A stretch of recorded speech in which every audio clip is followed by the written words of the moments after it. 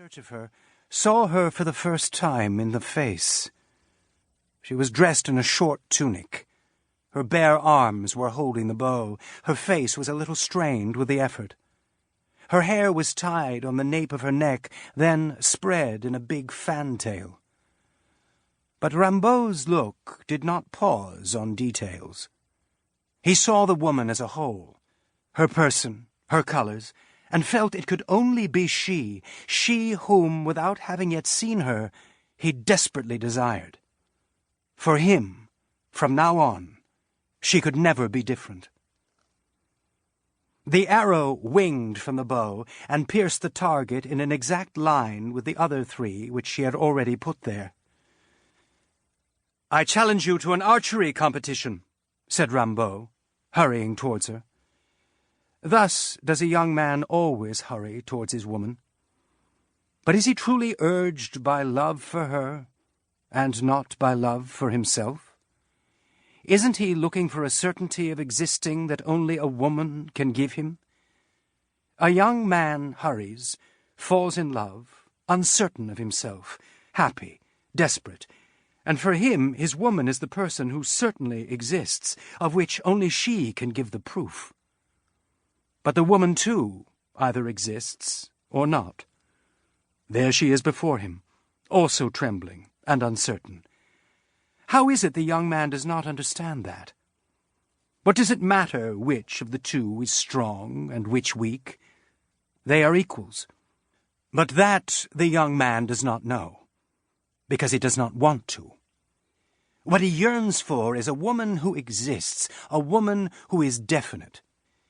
She, on the other hand, knows more things, or less. Anyway, things that are different. What she is in search of is a different way of existing, and together they have a competition in archery. She shouts at him, does not appreciate him. He does not know that is part of her game. Around them are pavilions of the Frankish army, pennants in the wind, rows of horses eating fodder at last. Retainers prepare the paladin's meals. The latter, waiting for the dinner hour, are grouped around watching Bradamante at archery with the boy. Says Bradamante, "You hit the target all right, but it's always by chance." "By chance? But I don't put an arrow wrong. If you didn't put 100 arrows wrong, it would still be by chance." "What isn't by chance, then?" "Who can do anything but by chance?" On the edge of the field, Agilulf was slowly passing. On his white armour hung a long black mantle. He was walking along like one who wants to avoid looking, but knows he is being looked at himself, and thinks he should show that he does not care, while on the other hand he does, though in a different way than others may think. "Sir Knight, come and show him how." Bradamante's voice had lost its usual contemptuous tone, and her bearing its arrogance. She took 2 paces towards Agilulf, and offered him the bow with an arrow already set in it. Slowly Agilulf came closer, took the bow, drew back his cloak, put one foot behind the other, and moved arms and bow forward. His movements were not those of muscles and nerves concentrating on a good aim.